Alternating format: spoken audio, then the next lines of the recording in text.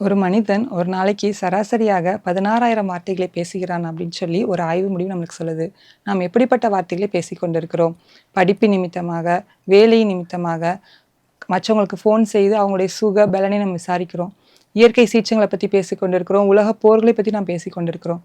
ஆனால் சங்கீதக்காரனாகிய தாவீது சங்கீதம் 71ஆம் அதிகாரம் 15ஆம் வசனத்தில் இப்படி சொல்கிறார், என் வாய் நாள்தோறும் உமது நீதியையும் உமது ரட்சிப்பையும் சொல்லும், அவைகளின் தொகையை நான் அறியேன் என்று. அவர் அவ்வளோ பெரிய ராஜாவா இருந்தும் கூட ஒவ்வொரு நாளும் ஆண்டோடைய நீதியையும் அவருடைய ரட்சிப்பையும் பற்றி பேசிட்டு இருக்கிறாராம். அவைகளின் தொகையை கூட அவருக்கு தெரியவே தெரியாதான்.